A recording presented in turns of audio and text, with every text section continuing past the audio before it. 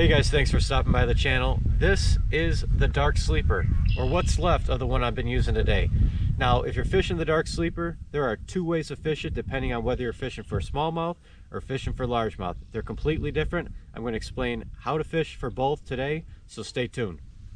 Now, if you're fishing the dark sleeper and you're targeting smallmouth, what you're going to want to do is, because you're mainly going to be fishing sandy and rocky bottoms, you're going to want to cast that dark sleeper out and let it sit there for a little bit. Then reel it in, make it dart forward a little bit, and then stop again. Let it sit there a couple seconds. Reel it in, make it dart forward, and stop. You don't want that bait coming off the bottom of the water column, okay? You want it right at the bottom. Now, when you're fishing the dark sleeper and targeting largemouth, however, that's when I think it's completely different. What I like to do, I like to cast that bait out there. I let it sink really close to the bottom, but then I'm reeling almost right away. As soon as it's near the bottom, maybe lifting it off the bottom, but I'm always moving that bait. I'm not letting it really sit. Moving it. There's a bite right there, actually. Look at that. Always keep that bait moving, guys.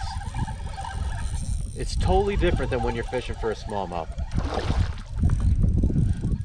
It's a decent one too, right here.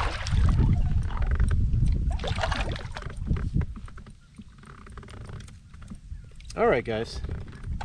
So yeah, that's what I'm saying. Largemouth, you got a lot of cover on the bottom. You don't want this dark sleeper getting lost in that cover. You want to continually move it. Get it really close, not on the bottom though. Lift it off. And you just want it kind of going up and down right above that cover. And those largemouth are not going to be able to resist it if you do that.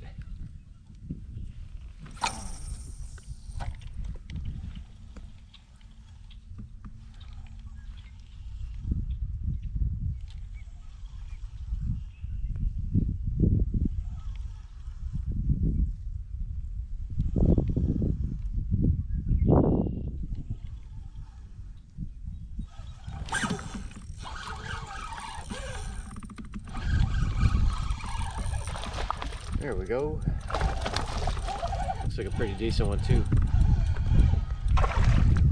And that's what I'm talking about, guys. When you're fishing for largemouth, you want to keep this bait moving a little bit more than you do when you're fishing for smallies. I need a net here. That's a nice one too. Real nice bass on the dark sleeper.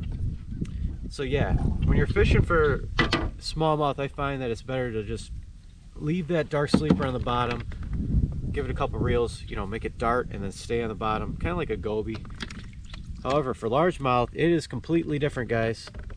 Look at that. Very nice largemouth on the dark sleeper. Really weird hump in his head, look at that. But look at that on the dark sleeper, guys.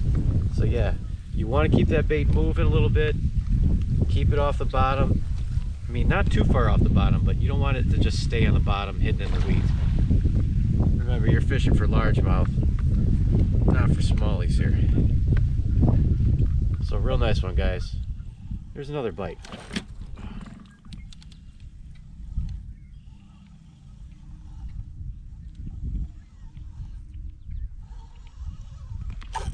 Another one.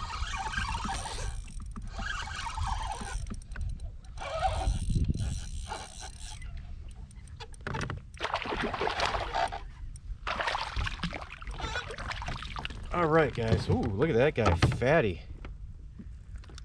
That is a fat one there, getting ready for the spawn.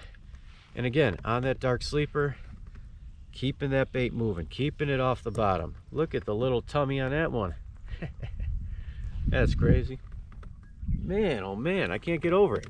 Little fat chunker. All right. And just keep it right above that weed line, right above that cover. You don't want to get lost in there.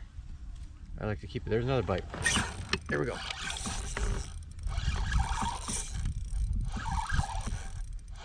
Another one. It's so very important how you present the bait. It really is.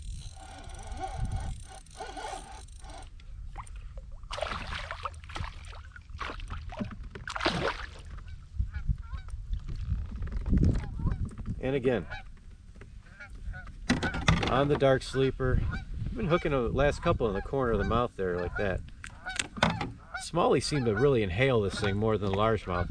They kind of hit it a little different. but another one.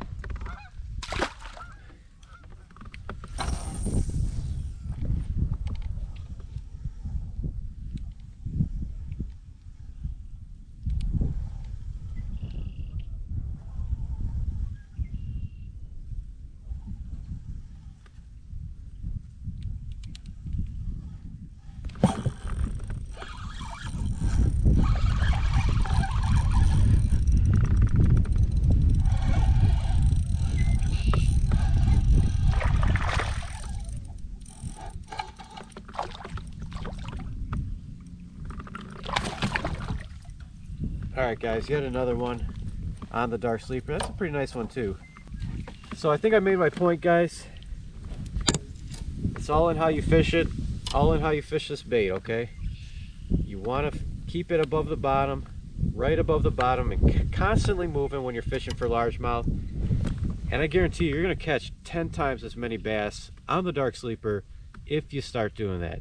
If you guys agree with me, leave a comment below. If you don't, also leave a comment. Tell me how you fish a dark sleeper. And until next time, guys, tight lines.